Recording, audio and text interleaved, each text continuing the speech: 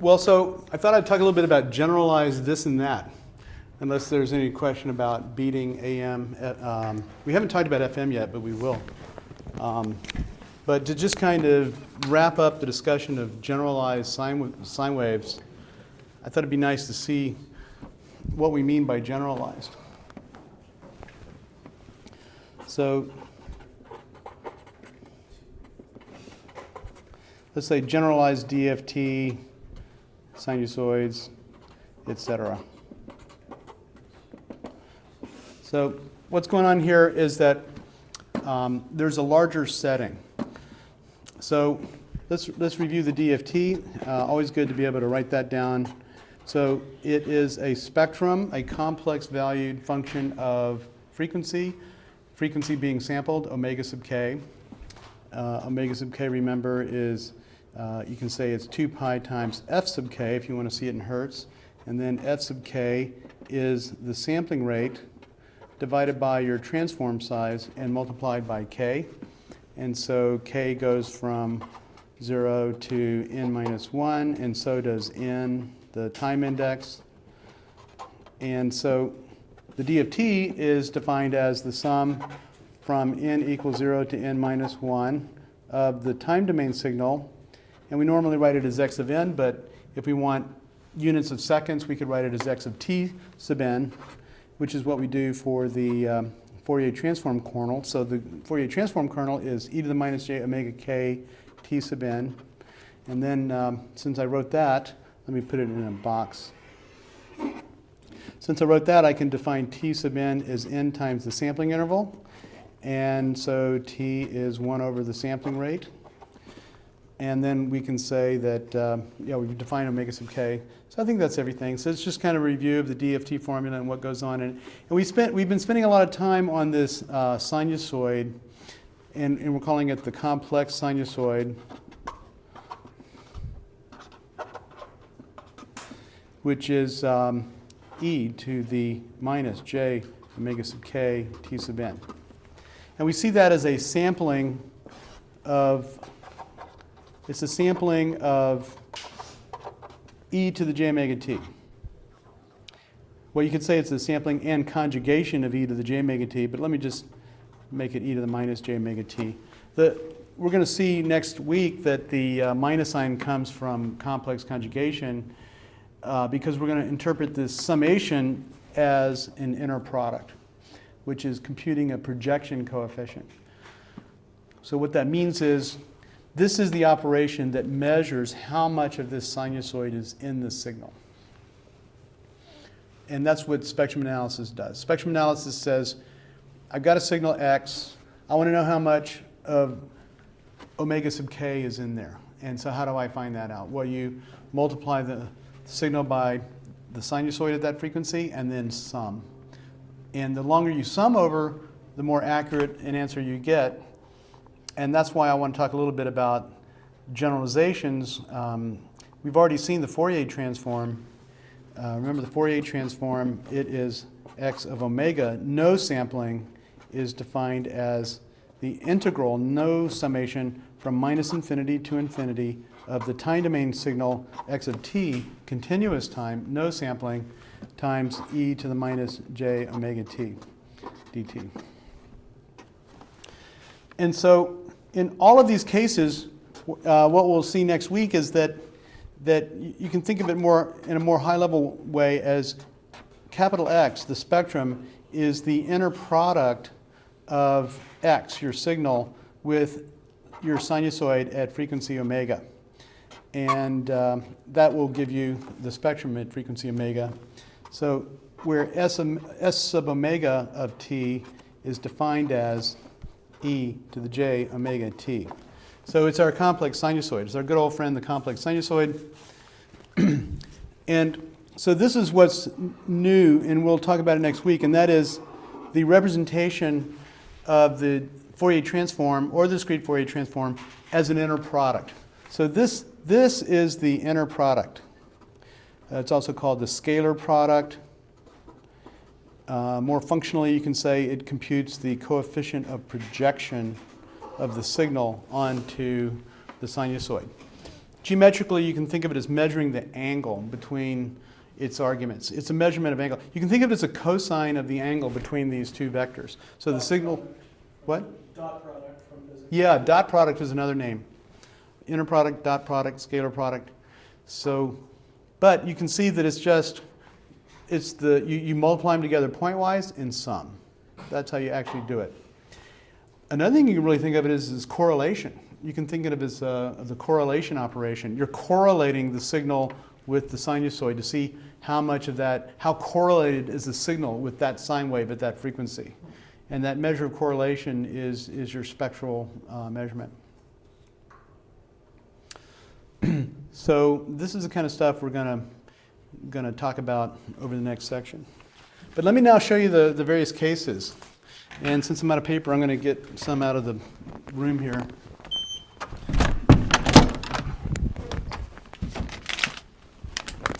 Aha.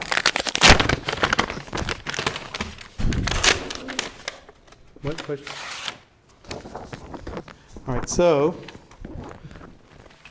what are the cases? So I've shown you the DFT and the Fourier transform. So the DFT has sampled frequency and sampled time. The Fourier transform has continuous frequency and continuous time. And so that suggests that we have 4 cases, okay? So let's suppose we make a matrix here, and let's say we have continuous time in this location. Let's say we have discrete time. Let's see what I want. Maybe I want continuous frequency here, and then I'll have discrete time, and then I'll have discrete frequency. I could also write omega sub k and t sub n. So these are the 2 cases for frequency, continuous and discrete. Yeah, maybe I should just write continuous, discrete. And down here I have continuous and discrete.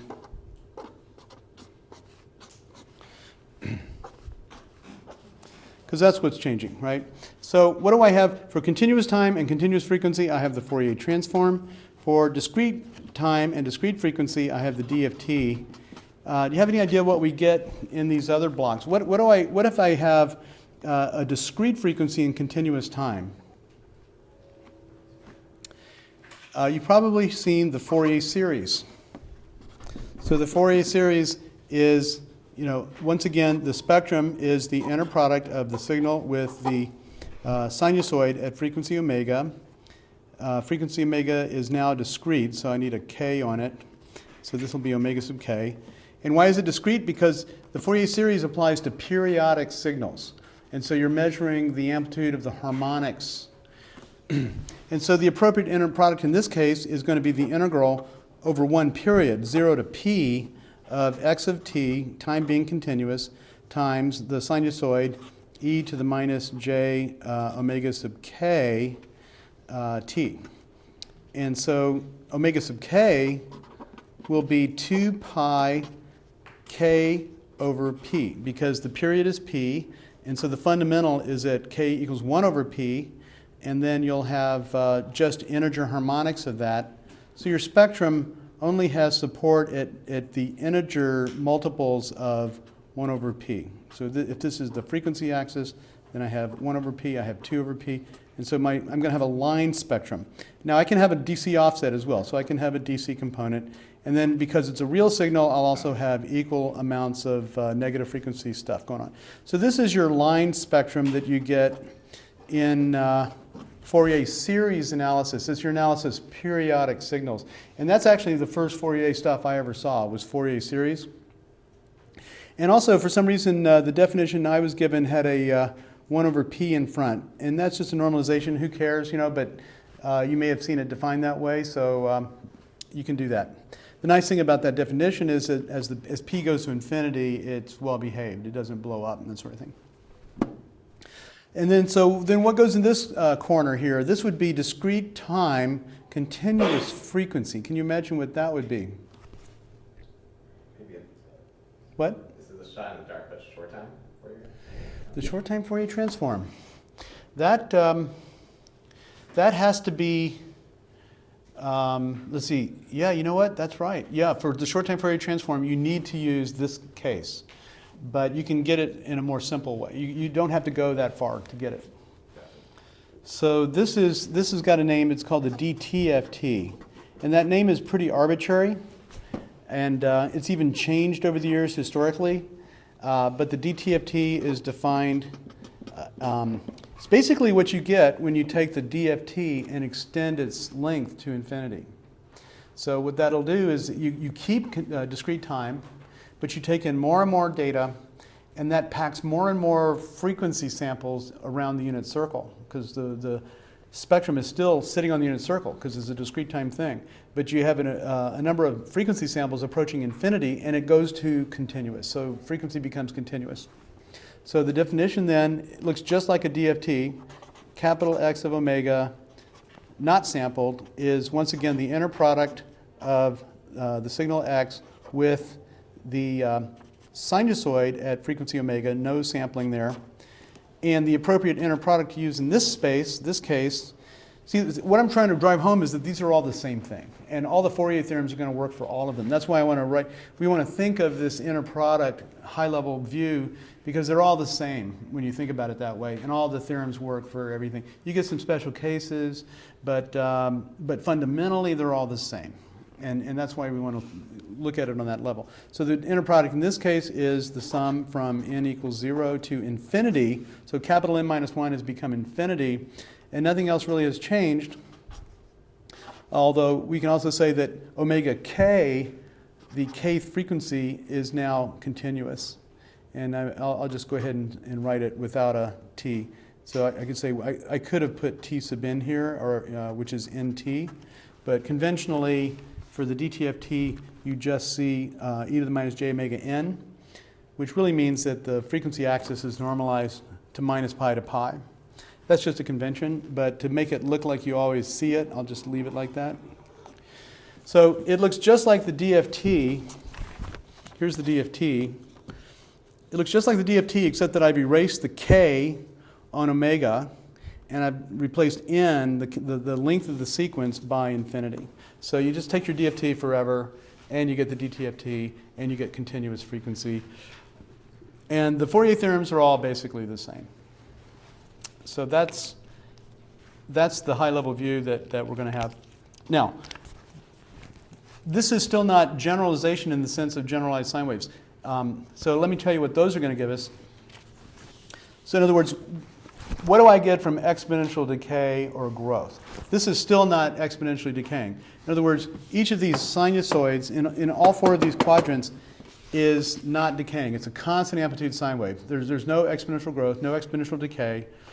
But the frequency axes are two different cases. We have continuous time, where the frequency axis is the j omega axis in the S-plane, and we have the discrete time case where the frequency axis is the unit circle in the Z-plane. And so we want to get off of those frequency axes to the whole plane. And that's where we need the generalized sinusoid. And so in that context, the DFT, or the DTFT, becomes, the generalized DTFT becomes what's known as the Z transform. And the Fourier transform becomes the Laplace transform. So let's just look at those briefly. So let's now look at the generalized DFT, or DTFT. And what do I mean by generalized? I mean add exponential envelope. Exponential envelope.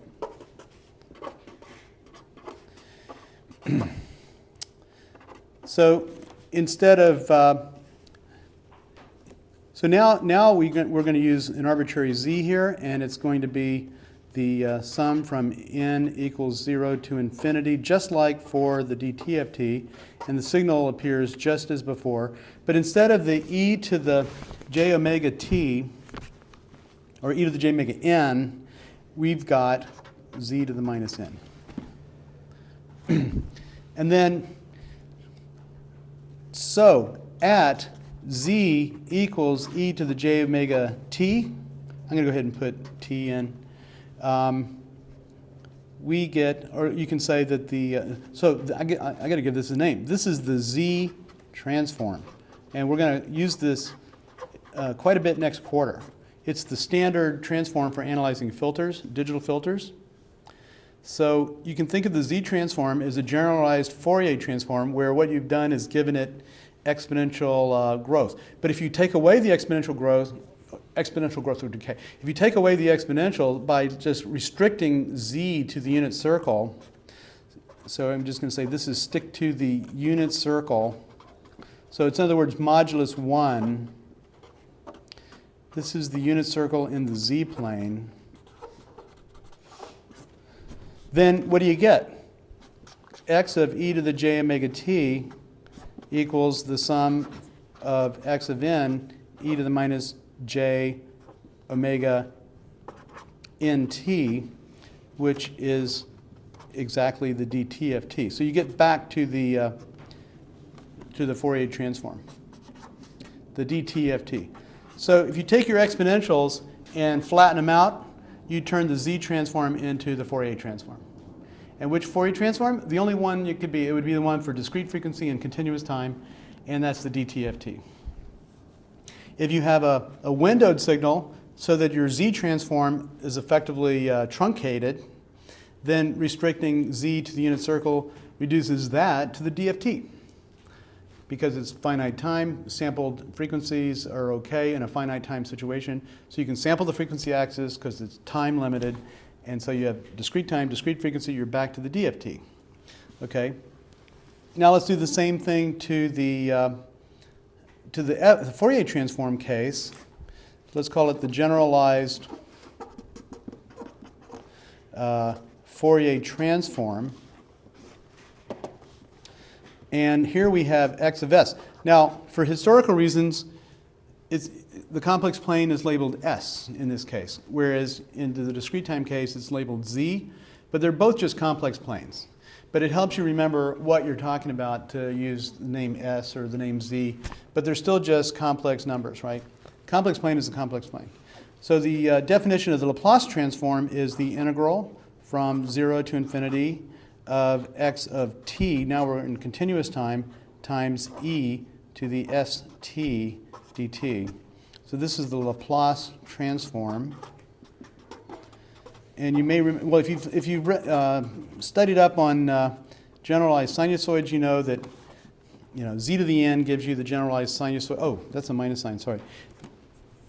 Z to the n gives you a generalized sinusoid in the z plane, and in the s plane, e to the st is your generalized sinusoid. And so, to underscore that,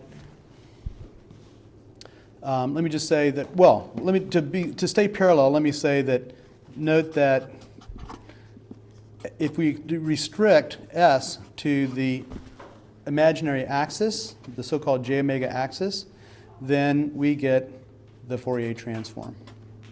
So the generalized Fourier transform, or Laplace transform, reduces to the Fourier transform if we take out the exponential envelope. Okay, so now let's look at the variables more generally. So if we don't want to restrict to the frequency axis, we can let z equal some r times e to the j omega t. So this will be any point in the complex plane, right? It's just the polar form. Oh, that's a capital T there. This is any point in the complex plane. And S is more generally sigma plus j omega. And this is any point in the S plane. It's just two different ways of addressing any point in complex plane. For discrete time, we like to use Z in polar form, and for continuous time, we like to use S in rectangular form. And here they are. So let's just take one. Let's take S. Let's look at, so in continuous time, the generalized sinusoid is, let's call it x of t, why not is any complex number a times e to the st, right? So an a can be written as some real amplitude times e to the j phase. It's just a complex amplitude. Complex amplitude. And then this e to the st thing generates our generalized sinusoid. So let me just blow it up as e to the sigma plus j omega t. And that is a times e to the sigma t plus e times e to the j omega t, right? And so we've seen e to the j omega t, but now we've got this new exponential factor, this new exponential term. And then let's define sigma as minus 1 over tau, and then we get to our canonical definition of exponential, which is e to the minus t over tau. And then if we want to, we can break this down so that the amplitude is out front, and then we have our exponential envelope multiplying the amplitude, and then we can take the phase of the complex amplitude over here and add it to omega t. So this gets us to our more standard form. So then it all boils down to using Euler's identity, an amplitude times an exponential envelope. Well, I'll keep the exponential envelope outside, and then I'll have, cosine omega t plus phi or phi, as you prefer, plus j sine omega t plus phi. So that brings it all the way down to elementary sinusoid functions, and you can see your amplitude A, you can see your amplitude envelope, your exponential amplitude envelope in canonical form. And so this all came from an arbitrary complex amplitude and an arbitrary complex frequency, S. And so what was new in here was the real part of the frequency.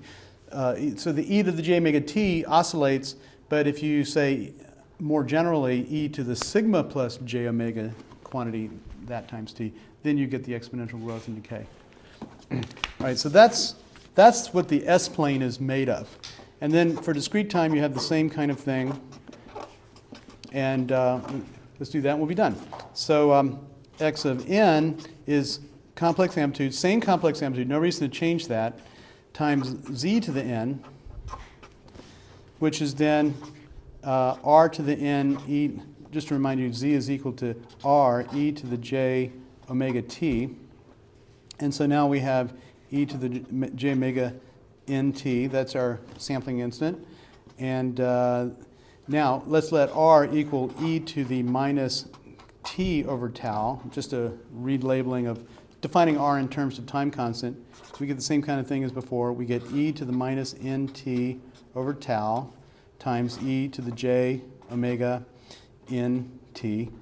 And so this is the same story, but sampled in time. Maybe it's a little clearer if I write it as e to the minus t sub n over tau times e to the j omega t sub n. So what we've got now is exactly the same thing as before, but let me circle this one and this one. The only thing new is we have sampled time. So t has been replaced by t sub n, and so that is what the z-plane is made of. So powers of z give these exponentially enveloped sinusoid, and e to the st gives these exponentially enveloped continuous time sinusoids. So that's, S-plane here. S-plane analysis is for continuous time, and for discrete time, it is the z-plane. But they're both complex planes. But we have these different conventions. How do we generate sinusoids from points in the plane? S, it's e to the st, and for z, it's powers of z. And this is the basic structure of those planes and how they're used in linear systems analysis and in Fourier transforms. Remember, because these are the sinusoids that you take an inner product with to get the z transform in the discrete time case and the Laplace transform in the continuous time case.